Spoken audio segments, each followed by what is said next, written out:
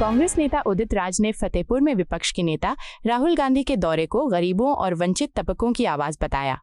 उन्होंने कहा कि अगर राहुल गांधी नहीं जाएंगे तो इन गरीब और उत्पीड़ित लोगों के साथ कौन खड़ा होगा? राहुल गांधी ही उनका एकमात्र सहारा है।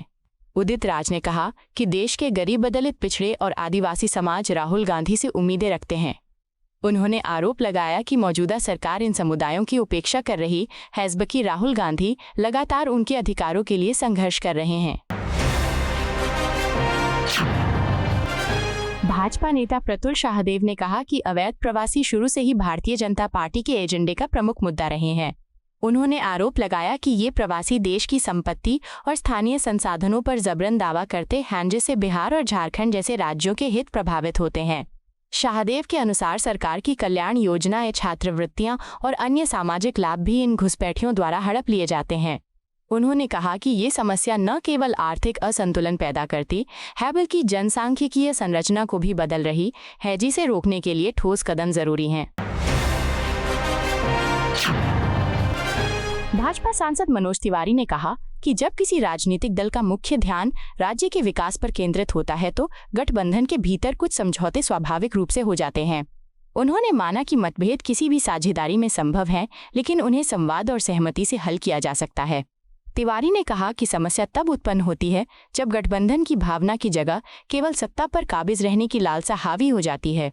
उन्होंने महागठबंधन पर अप्रत्यक्ष निशाना साधते हुए कहा कि ऐसे गठबंधनों में दिलों का एक होना नहीं, केवल कुर्सी का खेल प्रमुख होता है। राजस्थान के केंद्रीय मंत्री अर्जुन राम मेघवाल ने कहा कि आज पहले चरण के नामांकन का आखिरी दिन था और चुनावी माहौल बेहद सकारात्मक है। उन्होंने बताया कि वे कल बिहार में भी थे, जहां जनता में उत्साह और भरोसा स्पष्ट रूप से महसूस किया जा सकता है।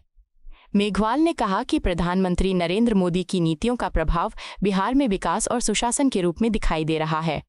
उन्होंने विश्वास जताया कि लोग भाजपा की नीतियों पर भरोसा करते हुए आगामी चुनावों में पार्टी को व्यापक समर्थन देंगे, क्योंकि जनता अब विकास आधारित राजनीति चाहती है। जदयू सांसद संजय कुमार झा ने कहा कि आज पहले चरण के नामांकन का आखिरी दिन है और एनडीए पूरी तरह से एकजुट होकर अपने उम्मीदवारों की घोषणा कर रहा है। उन्होंने बताया कि मुख्यमंत्री ने कल से प्रचार शुरू कर दिया है और आज अन्य नेता भी प्रचार अभियान में जुड़ गए हैं। संजय कुमार झा ने विपक्ष पर निशाना साधते हुए कहा कि नामांकन के आखिरी दिन भी विपक्ष ये तय नहीं कर पाया है कि कौन कहां से चुनाव लड़ेगा। उन्होंने आरोप लगाया कि विपक्ष का एजेंडा बिहार के विकास और कल्याण से बिल्कुल जुड़ा नहीं है।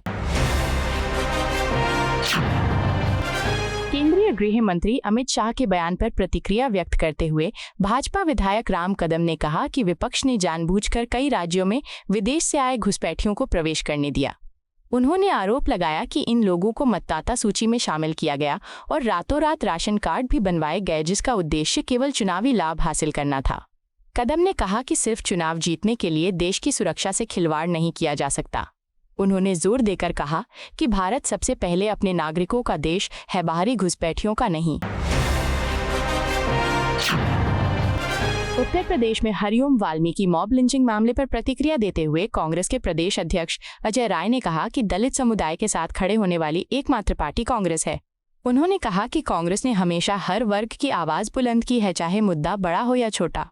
अजय राय ने कहा कि ऐसी घटनाओं पर कांग्रेस चुप नहीं बैठ सकती, क्योंकि न्याय और समानता पार्टी के मूल सिद्धांत हैं। उन्होंने आरोप लगाया कि वर्तमान सरकार संवेदनशील मुद्दों पर खामोश है, जबकि कांग्रेस लगातार पीड़ितों के साथ खड़ी रही है और न्याय की मांग करती रही है। कांग्रेस सांसद प्रमोद तिवारी ने कहा कि कांग्रेस नेता राहुल गांधी ने मृतक हरिओम वाल्मीकि के परिवार से मुलाकात की, जबकि न प्रधानमंत्री और न ही गृह मंत्री ने अब तक परिवार से मिलने की जरूरत समझी। उन्होंने आरोप लगाया कि जब राहुल गांधी रायबरेली से फतेहपुर पहुंचे तो पुलिस और जिला प्रशासन ने उन्हें जबरन रोक दिया। तिवारी ने इस कार्रवाई को लोकतंत्र के लिए चिंताजनक बताया और कहा कि सरकार दलितों की पीड़ा सुनने से बच रही है। उन्होंने कहा कि कांग्रेस न्याय की आवाज उठाती रहेगी और पीड़ित परिवारों के साथ मजबूती से खड़ी है। बिहार चुनाव को लेकर कांग्रेस नेता सुरेंद्र राजपूत ने कहा कि महागठबंधन में सीटों का बंटवारा पूरी तरह तय हो चुका है और समय आने पर इसकी औपचारिक घोषणा की जाएगी। उन्होंने कहा कि गठबंधन के भीतर किसी तरह की समस्या नहीं है और सभी दल एकजुट होकर काम कर रहे हैं। राजपूत ने एनडीए पर निशाना साधते हुए कहा कि वहां सीटों के बंटवारे को लेकर गहरी असहमति दिखाई दे रही है। उन्होंने दावा किया कि भाजपा का गठबंधन अब डूबते हुए जहाज की तरह है, जबकि महागठबंधन लगातार जन समर्थन और जीत की दिशा में आगे बढ़ रहा है।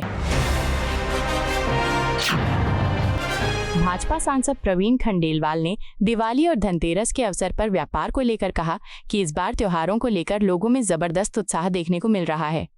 उन्होंने बताया कि बाजारों में भीड़-भाड़ बढ़ी है और व्यापारी अच्छी बिक्री की उम्मीद कर रहे हैं। खंडेलवाल ने कहा कि इस वर्ष सभी वस्तुओं, खासकर सजावट, मिठाइयों और इलेक्ट्रॉनिक्स की खरीदारी में उल्लेखनीय बढ़ोतरी होगी। उन्होंने ये भी कहा कि सोने चांदी की बढ़ती कीमतों के बावजूद धनतेरस पर भी खरीदारों का रुझान मजबूत है, जिससे व्यापारियों के लिए ये उत्सव सीजन बेहद आशाजनक साबित होगा। लोकसभा में कांग्रेस के नेता राहुल गांधी ने हरिओम वाल्मीकि के परिवार से मुलाकात के बाद कहा कि परिवार पूरी तरह निर्दोष है और उनके बेटे व भाई की निर्मम पिटाई कर हत्या की गई। उन्होंने कहा कि दुखद यह है कि अब उसी परिवार के साथ अपराधियों जैसा व्यवहार किया जा रहा है और उन्हें बाहर जाने तक नहीं दिया जा रहा। राहुल गांधी ने कहा कि पूरे देश में दलितों पर अत्याचार की घटनाएं बढ़ रही हैं। उन्होंने मुख्यमंत्री योगी आदित्यनाथ से मांग की कि मामले की निष्पक्ष जांच कर दोषियों को सख्त सजा दी जाए। आपको यह वीडियो पसंद आया हो तो इसे लाइक करें, हमारे चैनल को सब्सक्राइब करें।